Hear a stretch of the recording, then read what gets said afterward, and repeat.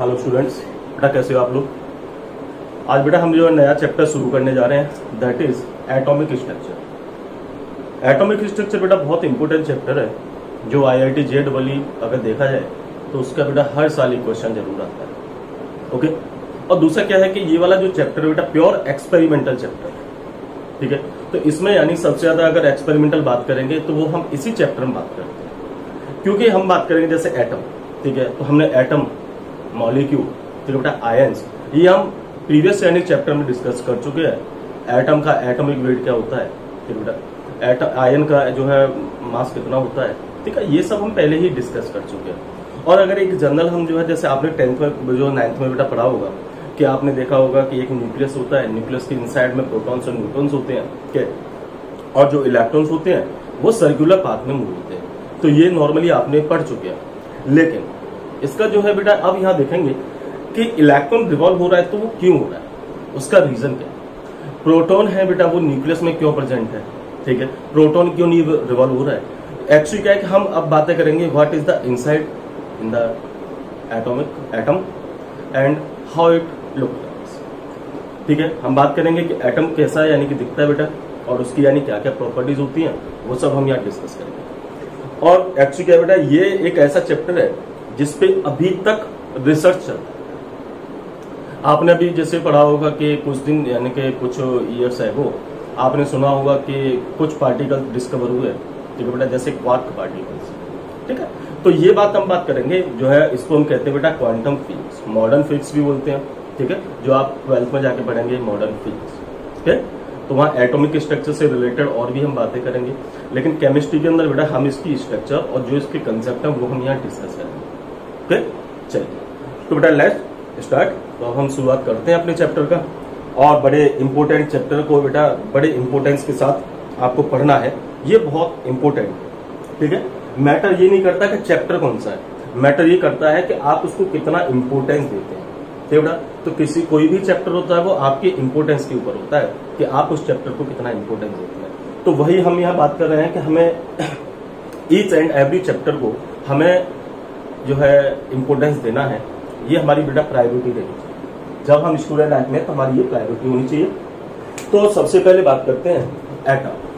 तो आपको पता होगा कि बेटा एटम के बारे में एक इंडियन साइंटिस्ट थे कनद, तो कनद ने यानी कि बताया था एटम के बारे में। हालांकि उन्होंने नाम दिया था परमाणु, लेकिन आगे इसके बारे में जो बेटा इंट्रोडक्शन दिया एटम के बारे में, अगर डेप्थ में इंट्रोडक्शन दिया, दैट वाज डाल्टन्स। तो बेटा दैट वाज डाल्टन। तो अब हम बात करेंगे डाल्टन्स एटॉमिक थ्योरी। ठीक है, चलो बेटा स्टार्ट करते हैं। डाल्टन्स एटॉमिक थ्योरी, तो इसके कुछ पॉइंट्स हैं, उन पॉइंट्स को हमें बेटा ध्यान में रखते हुए चलना है और इनको आगे ठीक है पढ़ेंगे ही। चलिए तो स्टार्ट करते हैं बेटा। पहला पॉइंट लिखिए, the atoms a matter is made up of very tiny particles. A matter is made up of very tiny particles and these particles are called atoms. और इन पार्टिकल्स को क्या नाम देते हैं बेटा, एटम्स कहते हैं। ये आपने पढ़ा होगा कि कोई भी यानी कि स्मॉल कोई भी मैटर होता है वो बहुत छोटे छोटे यानी पार्टिकल से मिलकर बना होता है, जिसको हम क्या कहते हैं बेटा, एटम कहते हैं। सेकंड पॉइंट, एक्चुअली बेटा ये होता है कि ये जो पार्टिकल्स होती है इंडिविजुअल होते हैं। कैसे होते हैं, इंडिविजुअल, यानी इनको हम फर्दर यानी कि ब्रेक नहीं कर सकते। ठीक है, तो अगला पॉइंट लिखते हैं, these particles are individual. These particles are individual. ये पार्टिकल्स कैसे होते हैं बेटा, इंडिविजुअल, इनको हम फर्दर डिवाइड नहीं कर सकते। ठीक है, क्योंकि उसका डाल्टन का जो कहने का बेटा मतलब है उसका यह है कि अगर कोई भी एक मैटर है उसको हम ब्रेक करते जाएं, एटलीस्ट उसका जो बेटा लास्ट यानी कि जो ब्रेक होने के बाद जो लास्ट यानी कि पार्टिकल बचेगा वो एटम ही हो। कौन होगा, एटम। के थर्ड के अब आपने देखा होगा जैसे बेटा एक बड़ा इंपॉर्टेंस है, हमने बात की थी POAC, principle of atomic conservation. ठीक है, हमने प्रीवियस चैप्टर में डिस्कस किया था POAC, वो भी बहुत इंपॉर्टेंट पॉइंट है।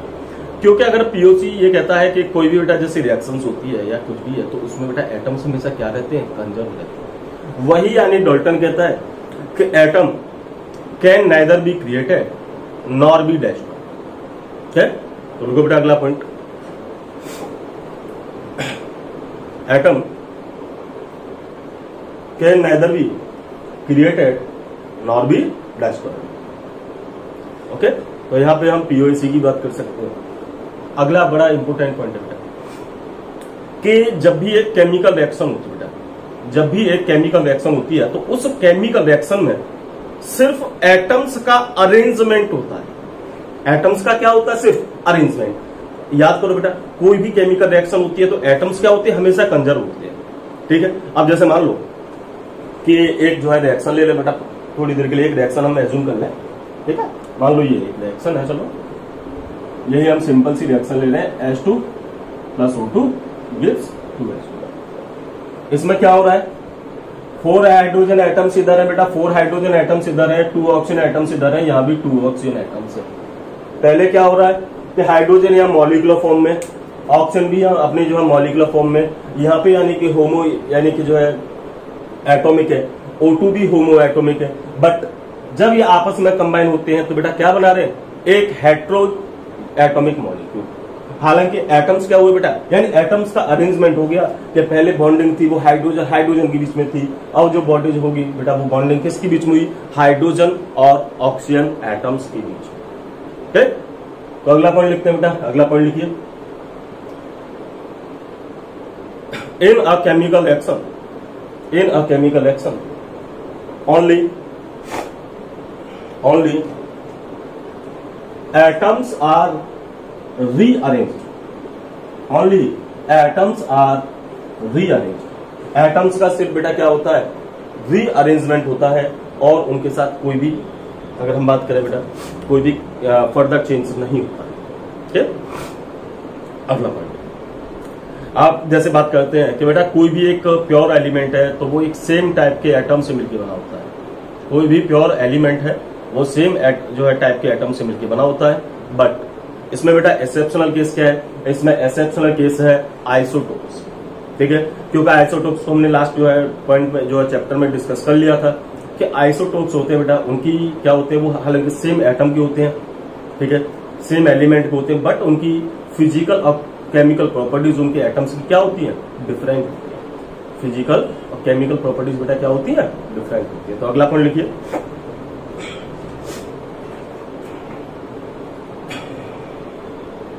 And a pure element is composed of same types of atoms। ठीक बेटा, एक्सेप्शनल केस लिख लेना आइसोटोप्स, इसका एक्सेप्शनल केस कौन है, आइसोटोप्स। ठीक, अगला एक और पॉइंट है बेटा, यानी कि अगर हम बात करते हैं कि जो डिफरेंट एलिमेंट होंगे तो वो डिफरेंट टाइप के एटम से मिलकर बने होते हैं। डिफरेंट एलिमेंट्स होते हैं वो डिफरेंट टाइप के एटम से मिलकर बने होते हैं। तो लिखिए बेटा, different elements are composed of different types of atoms, different types of atoms. फिर तो बेटा ये जो है एक जो बात है ये किसने दिया, डाल्टन्स एटॉमिक थ्योरी में हम बात करें। अब इस चैप्टर का, हालांकि हमने डाल्टन्स एटॉमिक थ्योरी को बेटा पहले भी डिस्कस किया था, ठीक है, लास्ट यानी कि जो है हमने चैप्टर में थोड़ा बहुत यानी आइडिया तो दिया था बेटा एटम के बारे में। वही हम थोड़ी सी यहां बात कर लेते हैं कि इस चैप्टर का बेटा ओवरव्यू क्या है। ठीक है,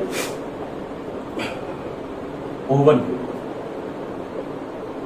इस चैप्टर में हम जो है मेनली क्या डिस्कस करेंगे, क्योंकि ये तो फर्स्ट चैप्टर में भी आता है बेटा, सेकंड चैप्टर में भी आता है, एटॉमिक कंजर्वेशन होगा वहां भी आएगा। ठीक है, तो ओवरव्यू देखें तो बेटा सबसे पहले बात करते हैं फंडामेंटल पार्टिकल। ठीक है, इसकी बात करते हैं बेटा फंडामेंटल पार्टिकल्स। तो फंडामेंटल पार्टिकल्स कौन कौन से हैं, इलेक्ट्रॉन, प्रोटॉन, न्यूट्रॉन। हालांकि अदर पार्टिकल्स होते हैं but only 3 main particles are fundamental particle, और हम फंडामेंटल की बात कर चुके हैं। ठीक है, कोई भी एटम होगा बेटा, एटम में कंपल्सरी क्या क्या है, ठीक है, इलेक्ट्रॉन प्रोटॉन, लेकिन हाइड्रोजन के एटम बेटा कोई भी न्यूट्रॉन नहीं होता। ठीक है, सेकंड बेटा हम यहाँ बड़ा जो है इंपोर्टेंट बेटा, that is most important part of atomic structure, that is atomic models, that is atomic model. तो यहाँ हम वेरियस एटॉमिक मॉडल्स को हम डिस्कस करेंगे। सबसे पहले नंबर 1 जे थॉमसन मॉडल, तो बेटा एक यानी मॉडल है वो जे थॉमसन का है। सेकंड रदरफोर्ड बेटा, ठीक है, रदरफोर्ड एटॉमिक मॉडल। थर्ड जो हम डिस्कस करेंगे, that is the heart of atomic structure, बेटा वो है Bohr's atomic model. Bohr's atomic model, इससे रिलेटेड बेटा जो मेनली जो क्वेश्चंस है इस चैप्टर में, तो बेटा अगर किसी भी मॉडल से अगर रिलेटेड आते हैं तो वो ये बोर्स एटॉमिक मॉडल। फिर बोर को यानी कि बेटा थोड़ा सा बोर मॉडल पे थोड़ा सा और वर्क किया, ठीक है, वो वर्क किया था बेटा समरफील्ड ने। तो अब हम दूसरा यानी कि यहाँ पे एक और मॉडल पढ़ेंगे, ठीक है, समरफील्ड मॉडल, या लिख सकते हैं समरफील्ड बोर एक्सटेंशन मॉडल। हालांकि क्या हुआ था कि बेटा बोर के एटॉमिक मॉडल पे थोड़ा सा एक्सपेरिमेंट किसने किया था, समरफील्ड ने, यानी बोल सकते हैं समरफील्ड ने ही बोर के मॉडल को थोड़ा सा एक्सटेंड किया था। नंबर 3, ठीक है, ये भी बहुत इंपॉर्टेंट है बेटा, दैट इज जो है मैकेनिकल मॉडल। मैकेनिकल मॉडल जो बेटा दिया था श्रोडिंजर, जो किसने दिया था बेटा, श्रोडिंजर ने, यानी कि ये मॉडल बताया। इसका हम श्रोडिंजर का वेव इक्वेशन भी जो है डिस्क्राइब करेंगे, और इसके रिलेटेड बेटा क्या क्या जो है क्वेश्चंस हैं वो भी हमें यहाँ लगाना है। फिर मॉडल के अलावा बेटा कुछ हम अदर पॉइंट्स भी डिस्कस करेंगे, like dual nature of light.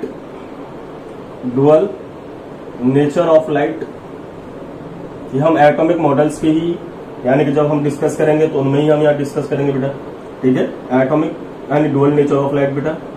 हम दूसरा यहाँ डिस्कस करेंगे क्वांटम थियरी, ये क्वांटम क्या होता है बेटा, क्वांटम थियरी के। अगला that is photo electric effect. Photo electric effect, तो बेटा फोटो इलेक्ट्रिक इफेक्ट क्या होता है, के फोटो का मतलब बेटा क्या होता है, लाइट, और इलेक्ट्रिक का मतलब क्या है, करंट। तो लाइट और करंट में क्या रिलेशन है और किस तरीके से हम बेटा एक लाइट से करंट प्रोड्यूस करते हैं, ये हम डिस्कस करेंगे फोटो इलेक्ट्रिक इफेक्ट। ठीक, और भी हम यहाँ डिस्कस करेंगे like hydrogen spectrum. Hydrogen spectrum के अगला हम जो है यहाँ डिस्कस करेंगे हाइड्रोजन स्पेक्ट्रम बेटा, ठीक है। यहाँ हम जो है और भी पॉइंट जैसे लाइक, ठीक है,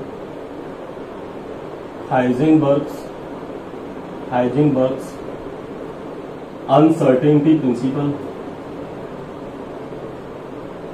Heisenberg uncertainty principle, de Broglie concept,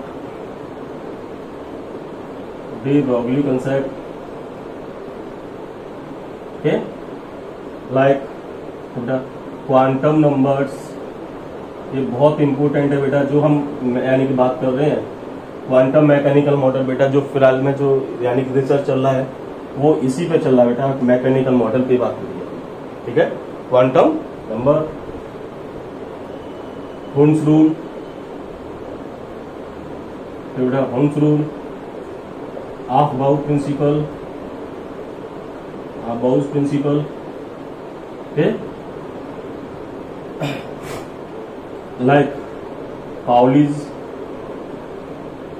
principal.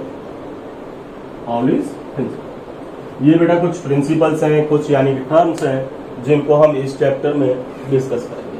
तो इस चैप्टर का ये कि ये जो है ओवरव्यू है जिसमें हम ये सब पॉइंट डिस्कस करेंगे।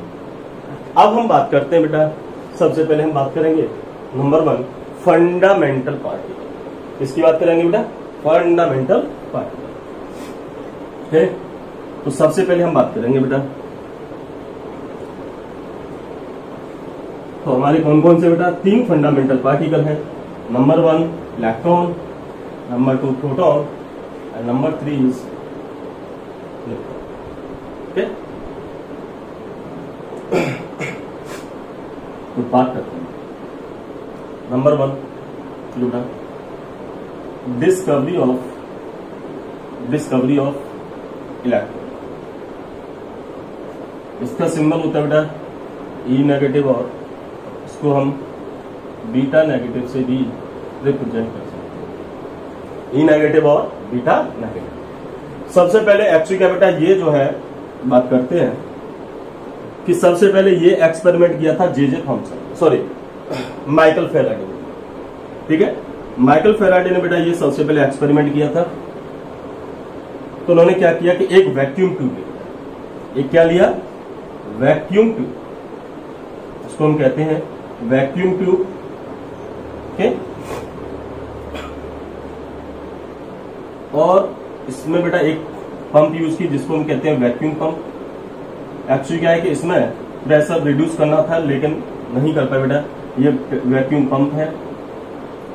इन्होंने 2 मेटल यानी सीट यूज की, very thin metal sheet that are called electron.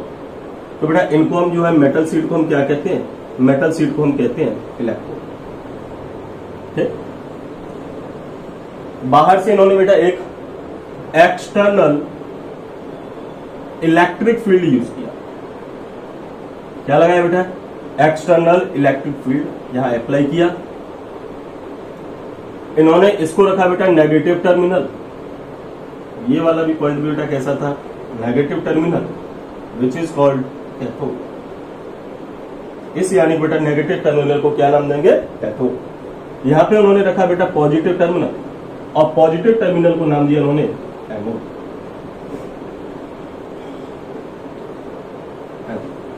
But उन्होंने कुछ एक्सपेरिमेंट किया बेटा इस टाइप से, बट उनको यहाँ पे कुछ भी ऑब्जर्व नहीं हुआ। उनको यहाँ कुछ भी ऑब्जर्व नहीं हुआ। अब जो है ऑब्जर्व यानी कि जो है फेल हो गया बेटा उनका एक्सपेरिमेंट। तो सेम एक्सपेरिमेंट पे जे थॉमसन ने वर्क किया। ठीक है, हम लिख देते हैं बेटा किसने लिखा था, यानी किसने डिस्कवर किया था? J Thomson. ठीक है, तो इन्होंने क्या किया? इन्होंने 2 चीज किया। यहां पे उन्होंने प्रेशर रखा। ठीक है, प्रेशर नियरली वैक्यूम, लगभग कितना रखा बेटा? 10 टू पावर -280, यानी कि 0.001 या लिख सकते हैं, सॉरी 10 टू पावर -2 से 10 टू पावर -380। ठीक है, तो इन्होंने लगभग वैक्यूम यहाँ पे यानी बेटा इनिशिएट किया। और यहाँ पे जो फील्ड था इसका वोल्टेज उन्होंने हाई यूज किया था। क्या? 1000 वोल्ट। कितना यूज किया बेटा? 1000 वोल्ट। ठीक है, जब उन्होंने थोड़ा सा और ऐड क्या किया बेटा कि एक्चुअली क्या है कि यहां से जो रेज बेटा पास होंगी वो दिखाई नहीं देती। ठीक है, तो उन्होंने क्या किया, एक यहां पर इस टाइप से बेटा, ठीक है, रेड कलर में मैं यहां दिखा दे रहा हूं, इस टाइप से उन्होंने एक जिंक सल्फेट प्लेट लगाई। जिंक सल्फेट एक्चुअली क्या होता है, इसको हम कहते हैं बेटा जिंक सल्फेट प्लेट होती है, ये फ्लोरोसेंट होती है। फ्लोरोसेंट का मतलब क्या है कि एक्चुअली क्या है कि जब भी इस पे एनर्जी बेटा पड़ेगी, जब भी इस पे एनर्जी आएगी तो एनर्जी की वजह से ये क्या होगा, ठीक है, ये आपने सुना होगा ट्विंकल ट्विंकल लिटिल स्टार। तो वही बात है बेटा, ZNS पर जब एनर्जी हम प्रोवाइड कराते हैं, एनर्जी यानी इसके ऊपर बेटा पहुंचती है प्लेट के ऊपर, तो ये जो है ट्विंकल करने लगता है, चमकने लगता है। ठीक है, तो जिंक सल्फाइड यानी प्लेट का या स्क्रीन का इन्होंने यूज किया, जो कैसी होती है बेटा, फ्लोरोसेंट होती है। तो कैसी होती है, फ्लोरोसेंट, यानी कि ये चमकने लगता है। तो एक्चुअली क्या है, तो इन्होंने यानी कि ये देखा कि जब यानी कि इन्होंने ये सब पूरा सेटअप बनाया, तो सेटअप बनाने के बाद उन्होंने देखा कि बेटा जिंक सल्फाइड की प्लेट यहाँ पे यानी कि जो है फ्लोरोसेंट प्रोड्यूस करता है, यानी कि चमकता है बेटा। अब लेकिन इन्होंने क्या किया कि इन्होंने पूरे, ठीक बेटा, अब ये कैसे पता चले कि यहां से अगर ये मान लो एनर्जी रिलीज हो रही है तो बेटा वो कैथोड से हो रही है कि एनोड से हो रही है, इसका उनके पास कोई भी, यानी कि ऐसे तो हम डायरेक्ट तो बता नहीं सकते कि भाई जो एनर्जी जा रही है बेटा वो कैथोड से एनोड की ओर जा रही है या एनोड से इधर जिंक सल्फाइड प्लेट की ओर आ रही है, तो इसके बारे में उन्हें कोई भी इंफॉर्मेशन नहीं। तो एक्चुअली क्या इंफॉर्मेशन था भी नहीं, तो उन्होंने क्या किया, थोड़ा सा एक्सपेरिमेंट अपना और बना दिया। उन्होंने क्या किया कि इस वैक्यूम ट्यूब, या इसको बेटा डिस्चार्ज ट्यूब भी कहते हैं, वैक्यूम ट्यूब को हम नाम दे देते हैं दूसरा डिस्चार्ज ट्यूब, ठीक। उन्होंने क्या किया कि इस पूरे प्लेट के ऊपर, इस वैक्यूम ट्यूब के ऊपर उन्होंने जिंक सल्फाइड की कोटिंग कर दी। क्या कर दी, जिंक सल्फाइड की कोटिंग पूरे, यानी कि जो है इस वैक्यूम ट्यूब पे क्या कर दिया बेटा, जिंक सल्फाइड की कोटिंग। जब उन्होंने जिंक सल्फाइड की कोटिंग की तो उन्होंने ऑब्जर्व किया कि यहां पे जो, यानी कि ब्राइटनेस है बेटा वो ज्यादा है, और धीरे धीरे इधर जा रहे हैं तो बेटा ब्राइटनेस कम हो रही है। यानी कि धीरे धीरे बेटा जब देखा कि इंटेंसिटी इधर ज्यादा है, लेकिन जब इधर जा रहे हैं एनोड की ओर तो इंटेंसिटी धीरे धीरे उस लाइट की, यानी कि उस रेज की क्या हो रही है, कम हो रही है। ये किसकी वजह से हुआ बेटा, क्योंकि एक्चुअली क्या है, इंटेंसिटी यहां क्यों ज्यादा है, क्योंकि वो रेज कैथोड से रिलीज हो रही है। वो रेज कहां से बेटा रिलीज हो रही है, कैथोड। तो हम यहां देख सकते हैं बेटा हाई इंटेंसिटी, यहां पे हाई इंटेंसिटी ऑफ रेज, और यहां पे बेटा लो इंटेंसिटी, ठीक है। ये उनका एक्सपेरिमेंट था। और यहां से जो रेज रिलीज होती है, क्योंकि ये रेज कहां से रिलीज हो रही है, कैथोड से, तो इन रेज को नाम दिया उन्होंने कैथोड रेज। रेज को नाम क्या दिया बेटा, कैथोड रेज, ठीक। चलिए अब अपना जो है यहाँ पे सेटअप बेटा, उन्होंने पूरा सेटअप है। अब इस सेटअप को हम कंप्लीट करते हैं। फटाफट से एक पॉज लेकर डायग्राम बना सकते हैं आप, ठीक। चलिए तो अब इस एक्सपेरिमेंट को एक हम बुक में, यानी अपने नोटबुक में बेटा नोट कर लेते हैं, उनका एक्सपेरिमेंट किया, ठीक है। तो लिखिए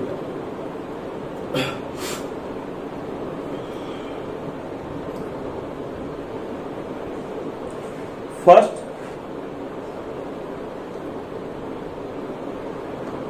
the experiment for electron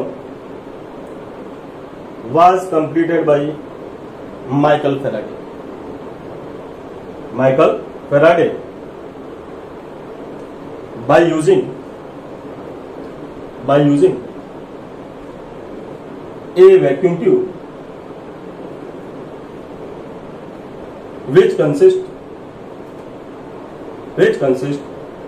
two metal electrode.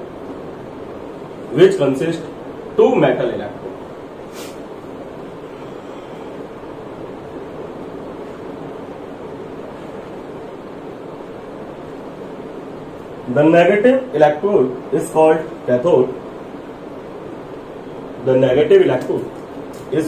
cathode.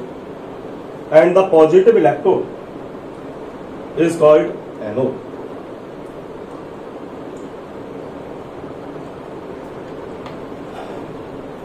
Positive electrode is called anode. At high pressure and low voltage. But he was not observed anything.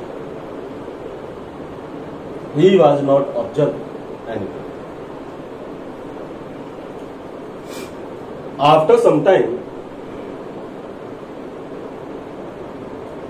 in the same setup,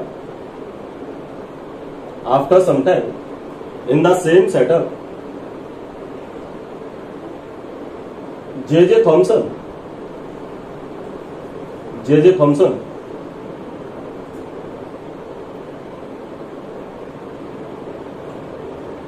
was reduced pressure nearly vacuum, बेटा bracket में लिख लेना, up to 10 to power -2 to 10 to power -3 होता है।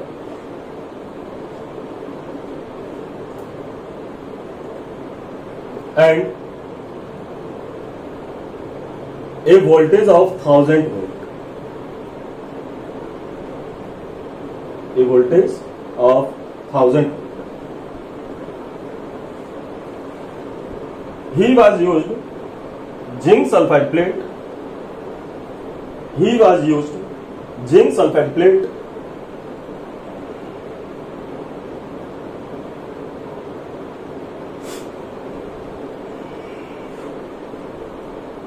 Black में बेटा fluorescent लिख लेना।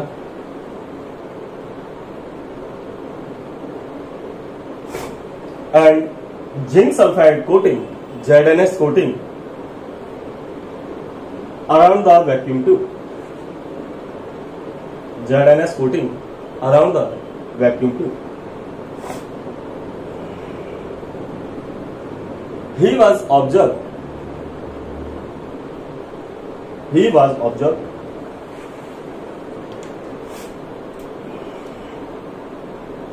some rays of high intensity,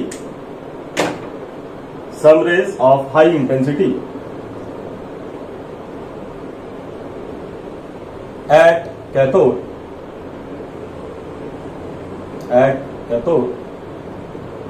travel towards anode,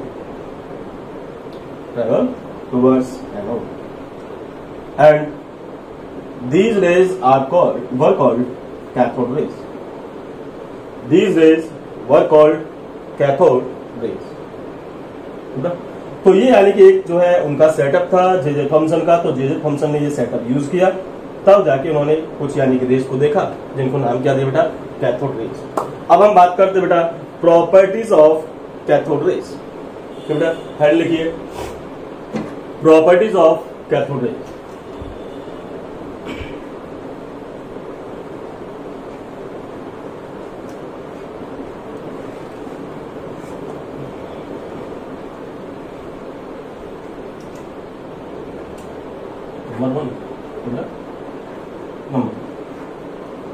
actually क्या बेटा कि जब हम क्या करते हैं,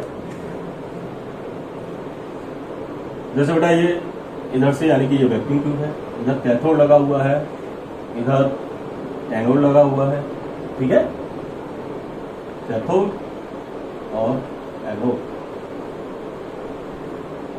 जब हम कैथोड रेज के पाथ में बेटा, जब कैथोड रेज के पाथ में एक लाइट मेटल व्हील रखते हैं, लाइट मेटल व्हील रखते हैं, तो बेटा ये व्हील रोटेट होता है,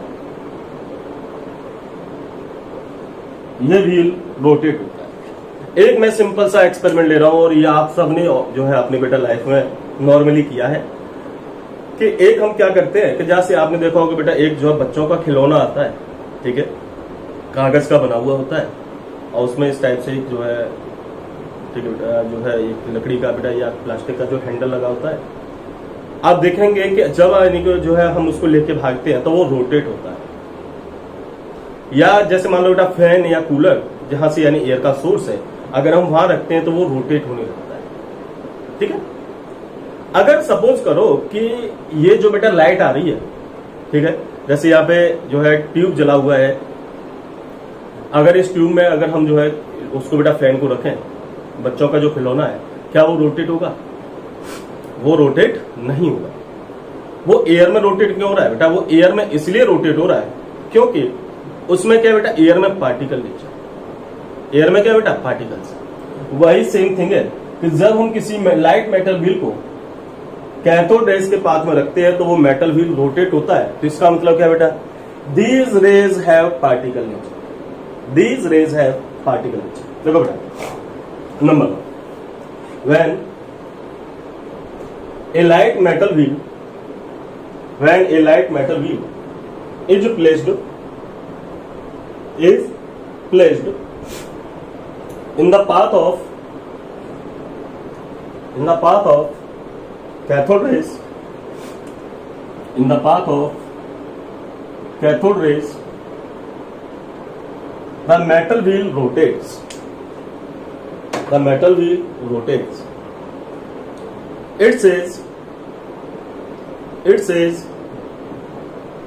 cathode rays have particle nature. It says cathode rays have particle nature. Okay. Number two.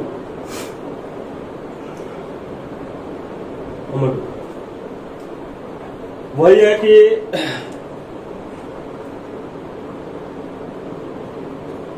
जब हम यहाँ पे एक कोई भी यानी heavy metal like copper tungsten की प्लेट रखते हैं ठीक बेटा, तो ये क्या करते हैं बेटा, ये जो है रेज है वो एक्सरे प्रोड्यूस करती है। क्या प्रोड्यूस करती हैं? एक्सरे। तो देखो बेटा, when these rays strike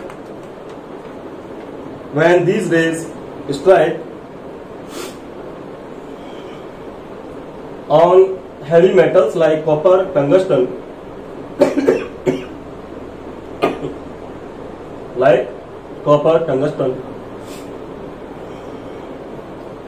these rays produce X-rays. These rays produce X-rays. तो बेटा ये क्या करते हैं? X-rays प्रोड्यूस करते हैं। क्लियर? अगला पॉइंट बेटा, जब हम कोई एक मेटल प्लेट रखते हैं, जब भी हम एक मेटल प्लेट रखते हैं, ये मान लो बेटा एक हमने मेटल प्लेट रख दी, कहा कैथोड रेज के पाथ में, तो यहां पे एक शैडो ऑब्जर्व होता है। इसका मतलब क्या बेटा, एक सिंपल सी बात है, एक अंधेरा रूम, मतलब अंधेरा है बेटा रूम में, ठीक है, और आप उसमें कूलर चला लें या फैन चला लें, क्या बेटा आपकी शैडो बनेगी? आपकी शैडो नहीं बनेगी। वो शैडो कब बनेगी? इसका रीजन है बेटा, जब हम लाइट ऑन करें, क्योंकि जब रेज यानी बेटा किसी यानी के बॉडी से टकराते हैं, ठीक है, तो रेज में या बेटा दो चीज, रेज या तो क्या होती है बेटा, रिफ्लेक्ट होती है, या उस यानी कि जो है जो भी हमारी पर्टिकुलर बॉडी है उसमें क्या होती है बेटा, एब्जॉर्ब होती है, ठीक है। तो इस वजह से यहाँ पीछे क्या बनता है बेटा, शैडो। तो सिंपल सी बात है, इसका मतलब है कि जब यानी कि ये रेज, जब बेटा ये रेज यानी कि जो है प्लेट की यानी शैडो बनाती है, तो इसका मतलब है कि ये रेज हमेशा एक स्ट्रेट लाइन में ट्रेवल करती है। किसमें ट्रेवल करेंगी? स्ट्रेट लाइन में, लाइक अ वे। देखो बेटा, when a metal plate is placed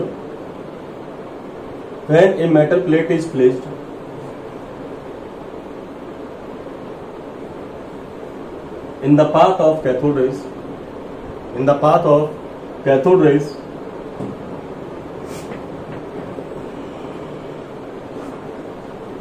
these rays produce these rays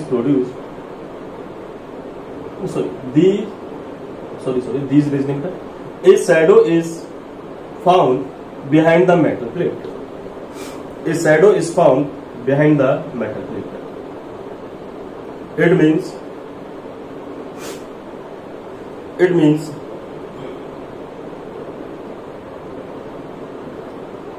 these rays always travel in straight line. These rays always travel in straight line. Okay?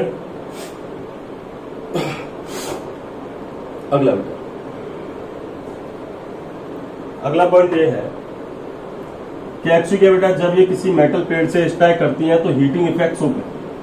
क्या show करती हैं? Heating effect, ठीक है। तो heating effect show कर रहे हैं तो बेटा इसका मतलब क्या है कि इन यानी कि रेज के पास एनर्जी है।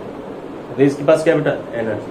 तो लिखो, when these rays strike on a metal plate, when these rays strike on a metal plate, they show heating effect. They show heating effect. It means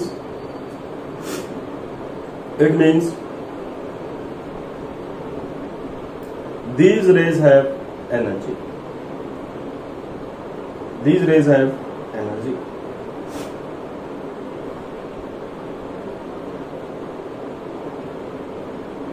ठीक है। दूसरा, ये बड़ा इंपॉर्टेंट है कि जब यानी कि कैथोड रेज के पास में एक मेटल फॉयल लगती है, जैसे मान लो बेटा एल्यूमिनियम की मेटल फॉयल लगती है, तो ये यहां पे ठीक है फ्लोरोसेंस प्रोड्यूस करती है। क्या प्रोड्यूस करती है बेटा? फ्लोरोसेंस, यानी कि चमक, यानी कि जो शाइनिंग है बेटा वो प्रोड्यूस करती है। इसका मतलब क्या है? या हम यहाँ पे चलो जिंक सल्फाइड की प्रयोग करते हैं, जेड, ठीक है, जिंक सल्फाइड। इसका मतलब क्या बेटा? बस मतलब कि जैसे मान लो बेटा आपने एक एक्सपेरिमेंट किया होगा कि जब घरों के सामने रोड वगैरह बनते हैं, ठीक है, जब घरों के सामने रोड वगैरह बनते हैं तो भाई एक चीज देखा होगा, जैसे बेटा गिट्टी वगैरह पड़ी होती है, तो आप उसमें क्या करो बेटा, एक यानी कि जो है कंकड़ लो और पूरी जो ढेर है बेटा कंकड़ों का उस पर हिट करो नाइट के टाइम पे, तो आप देखोगे कि वहां यानी कि चिंगारी प्रोड्यूस होगी। ठीक, अगर आप एक बार हिट करोगे तो बेटा एक बार उसमें जो है फ्लोरोसेंस प्रोड्यूस होगा, अगर आप दो बार हिट करोगे तो दो बार होगा, अगर आप सेम इंटेंसिटी के साथ अगर आप लगातार हिट करते रहोगे तो उसमें लगातार यानी कि फ्लोरोसेंस स्पार्किंग बेटा प्रोड्यूस होगी। ठीक है, इसका मतलब है कि अगर ये रेज अगर सिंपल वे में वन होती, अगर ये कंटिन्यूअस फॉर्म में होती तो यहाँ एक बार जिंक सल्फाइड की यानी कि जो है बेटा फ्लोरोसेंस प्रोड्यूस होता, लेकिन यहाँ लगातार फ्लोरोसेंस प्रोड्यूस हो रहा है, तो इसका मतलब क्या है कि ये रेज डिसकंटिन्यूअस फेज। अगर कंटिन्यूअस होता तो बेटा एक ही यानी सभी एक साथ चलते, ये एक ही रे होती, ठीक है। अगर लेकिन ये लगातार फ्लोरोसेंस प्रोड्यूस कर रहा है तो इसका मतलब क्या है बेटा? इसका मतलब ये है कि ये डिसकंटिन्यूअस, डिसकंटिन्यूअस का मतलब बेटा वन बाई वन यानी कि जो है पार्टिकल्स के फॉर्म में ट्रेवल करती है। तो लिखो बेटा अगला point, when these rays strike on a metal plate,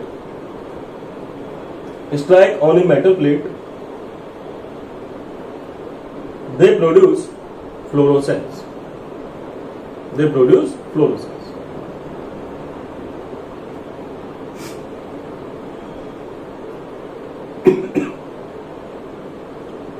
It means these rays always travel in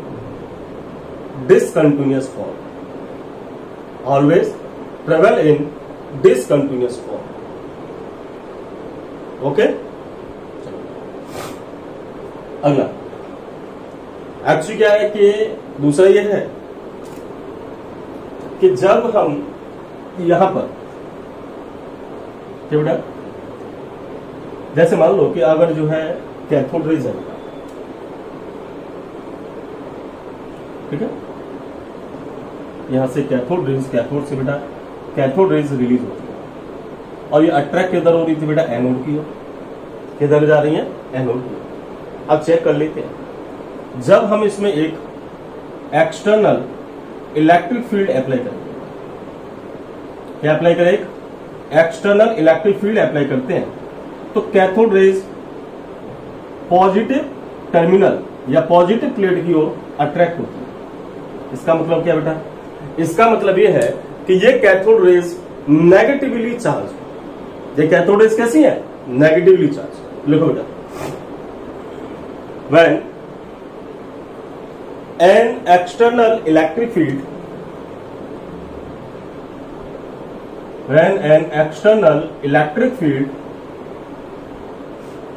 is applied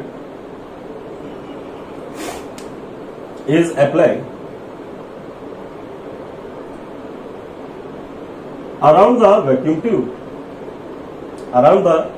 tube, cathode rays attract towards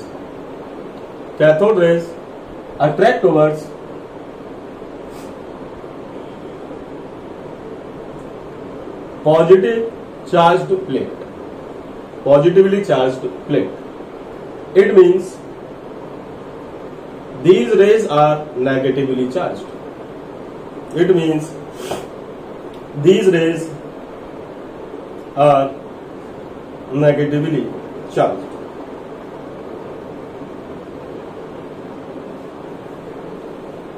Okay? दूसरा क्या है बेटा, ये तो बड़ा इंपॉर्टेंट है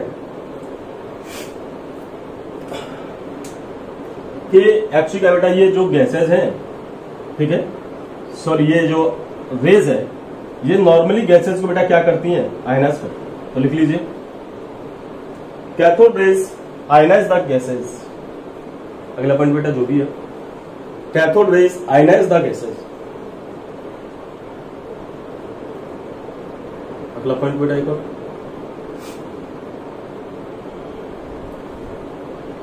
एक्चुअली क्या बेटा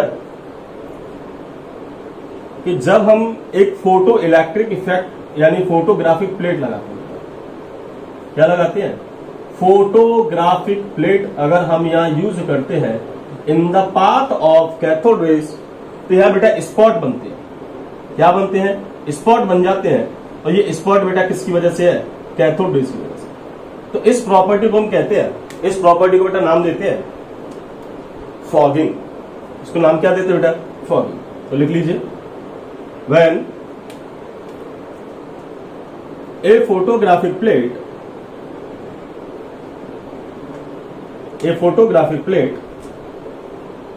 is placed in the path of cathode rays, in the path of cathode rays,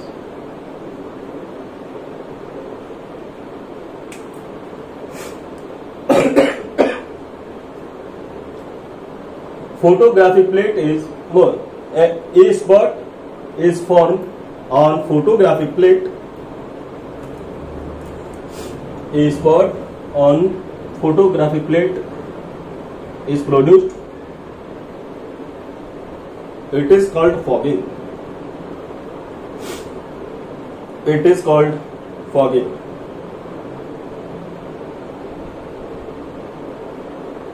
Okay? अगला,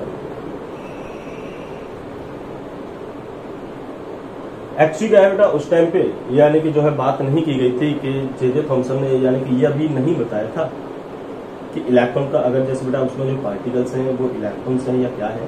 ठीक है, तो बेसिकली बेटा इलेक्ट्रॉन के बारे में जो इलेक्ट्रॉन नेम दिया था वो नेम दिया था बेटा स्टोनी. किसने दिया था, stony.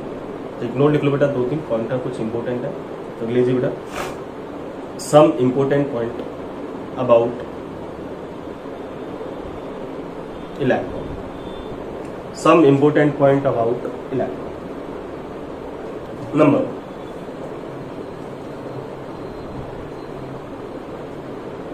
electron name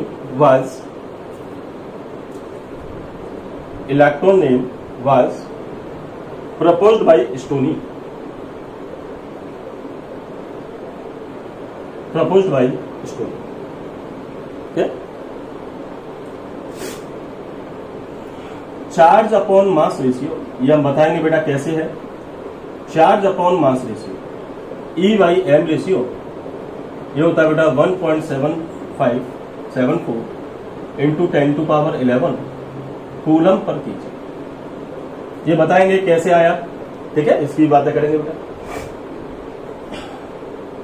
mass of electron that is 9.1 into 10⁻31 kg. ये भी हम डिस्कस करेंगे बेटा, ये भी कैसे आया, या 9.1 into 10⁻28 gram. Charge of electron was discovered by Milton's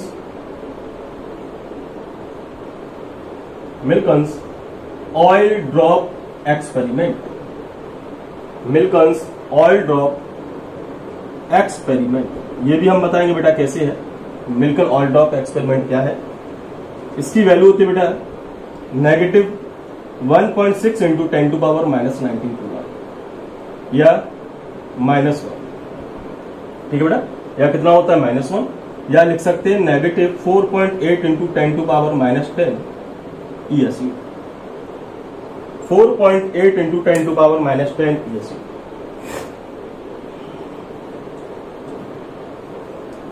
ठीक,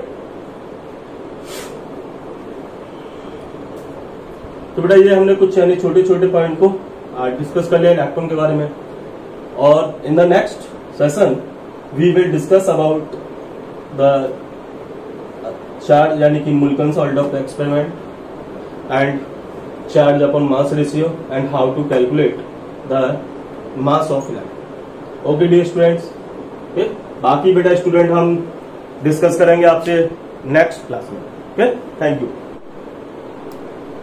तो बच्चों बेटा अब हम बात करते हैं कि how to calculate charge upon mass ratio.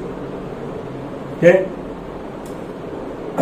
ये बेटा आप फिजिक्स में ही पढ़ोगे, थोड़ा सा मैं हल्का सा आइडिया आपको दे रहा हूं। अब हम बात करते हैं कि जैसे बेटा जब हम कैथोड रेज के पाथ में, या जैसे यानी कि कैथोड रेज रिलीज हो रही है बेटा, जब हमने एक एक्सटर्नल इलेक्ट्रिक फील्ड लगाया तो ये कितना अट्रैक्ट होती है, ये अट्रैक्ट होती है बेटा पॉजिटिव चार्ज की। लेकिन जब साथ के साथ इन रेज के पाथ में बेटा एक हमने तो बेटा क्या लगा दिया, magnetic, this one is electric field, external electric field, this one is external magnetic field.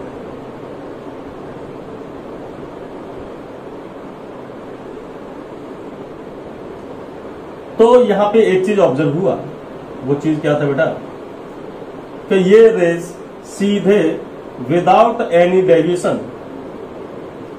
Without any deviation क्या करते बेटा, ट्रेवल करते। विदाउट एनी डेविएशन क्या कर रहे हैं, ट्रेवल कर। इसका मतलब ये हुआ बेटा कि अगर ये इलेक्ट्रिक फील्ड में अगर रोटे यानी कि जो है मूव हो रहे हैं, डेविएट हो रहे हैं, तो ये मैग्नेटिक फील्ड में भी डेविएट हो रहे हैं। लेकिन जब हमने दोनों फील्ड को एक साथ अप्लाई किया तो ये बिना किसी डेविएशन के सीधे निकल गया। इसका मतलब क्या बेटा, इसका मतलब ये हो गया कि force of electric field and force of magnetic field are equal. यानी कि इलेक्ट्रिक जो है फील्ड का फोर्स और मैग्नेटिक फील्ड का फोर्स, दोनों फोर्स क्या है, इक्वल। जब दोनों फोर्स इक्वल हो जाएंगे तो इसमें यानी कि इलेक्ट्रॉन में कोई भी डेविएशन नहीं होगा। चलो देखो, when magnetic and electric field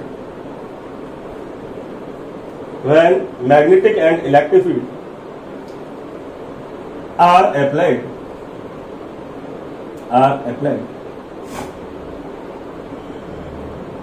simultaneously,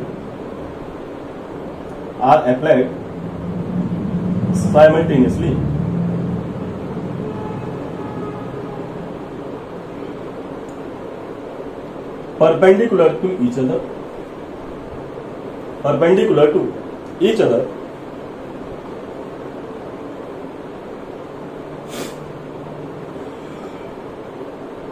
these rays travel in straight line without any deviation,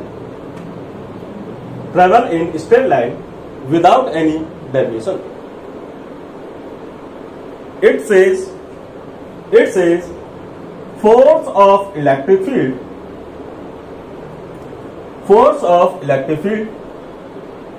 and force of magnetic field are same.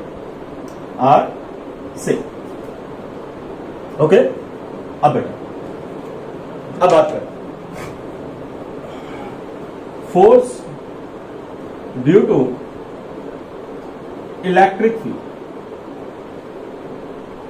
Force due to electric field बेटा कितना हो गया, ये होता है Q इंटू ई। यार बेटा Q क्या है, चार्ज ऑफ इलेक्ट्रॉन, ठीक है, या चार्ज कह लेते हैं, और ई क्या है बेटा, इलेक्ट्रिक स्ट्रेंथ। ई क्या है, इलेक्ट्रिक स्ट्रेंथ, ठीक है। या मान लेते हैं suppose charge of electron is Q। Q इतना मान ले बेटा, Q मान। ऐसे यहां पे बेटा force due to magnetic field, force due to magnetic field कितना होता है बेटा, B into V into Q। There बेटा B क्या है, B है मैग्नेटिक स्ट्रेंथ,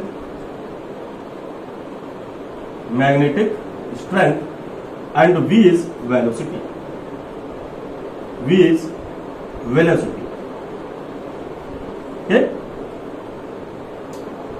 अब कंडीशन क्या है बेटा, कंडीशन यह है कि दोनों फोर्स एक दूसरे के इक्वल हो गए, ठीक है।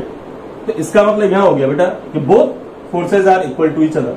तो हम लिख सकते हैं QE is equal to B into V into Q। Q से बेटा Q कैंसिल हो गया, तो V का वैल्यू क्या आ गया, electric strength upon magnetic strength, जो ऑलरेडी मालूम है, क्योंकि ये तो एक्सटर्नल लगाया जा रहा है ना, तो पता चल जाएगा ना कि कितना, यानी कि इलेक्ट्रिक फील्ड यहां अप्लाई हो रहा है, कितना मैग्नेटिक फील्ड यूज हो रहा है। ये ऑलरेडी जे थॉम्पसन को मालूम है, ये ऑलरेडी किसको मालूम है, जे थॉम्पसन। अब देखो एक और पॉइंट बेटा, मान लो कि एक यहां पे कोई पॉइंट है, इस पे एक चार्ज Q है, और इधर अगर ये ट्रेवल करता है, जब ये रेस्ट में होगा बेटा, जब किसमें होगा, रेस्ट में, तो इसकी बेटा पोटेंशियल एनर्जी कितनी होगी, पोटेंशियल एनर्जी होगी Q इंटू V। यह क्या है बेटा, पोटेंशियल डिफरेंस। यह V क्या है, पोटेंशियल डिफरेंस। लेकिन जब ये यानी कि मूव होगा, जब ये मूविंग पार्टिकल यानी जो चार्ज है, जब वो मूव होगा, तो बेटा उसकी पोटेंशियल एनर्जी कन्वर्ट किसमें हो जाएगी, काइनेटिक एनर्जी। कन्वर्ट किसमें हो जाएगी बेटा, काइनेटिक एनर्जी में। तो काइनेटिक एनर्जी कितनी होती है, हाफ mv²। आप देखें बेटा, थोड़ा सा मैंने इस V को भी मैं थोड़ा सा इस तरीके से कर देता हूं, ताकि हमें यहाँ दो V हम यूज कर रहे हैं। एक जो इस तरीके से मैंने इसको ऊपर से यानी कि रोटेट कर दिया, इट इज वेलोसिटी, और वेयर मैं बेटा यहां यूज कर रहा हूं, it is potential difference. V क्या है बेटा, पोटेंशियल डिफरेंस।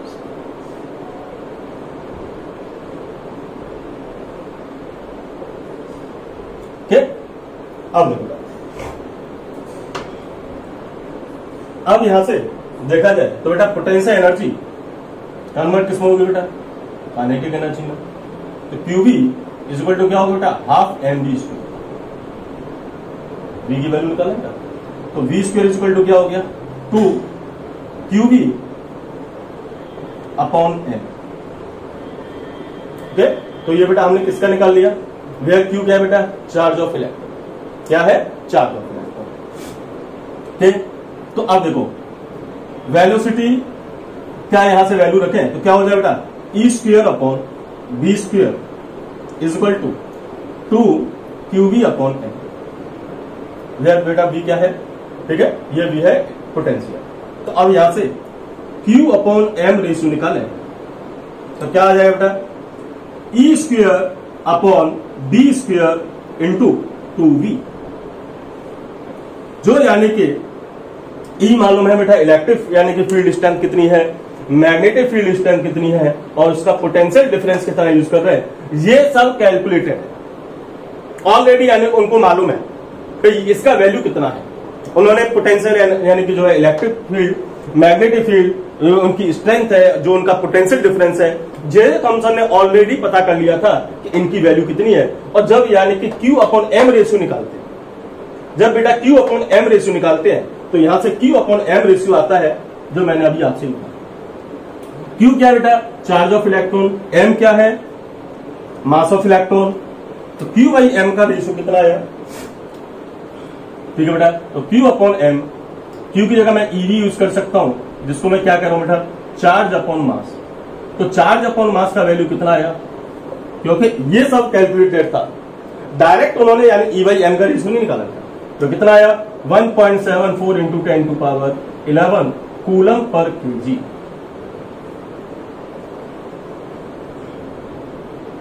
तो बेटा ये है इसका जो है फॉर्मूले से हम क्या निकालते हैं, charge upon mass ratio of electron.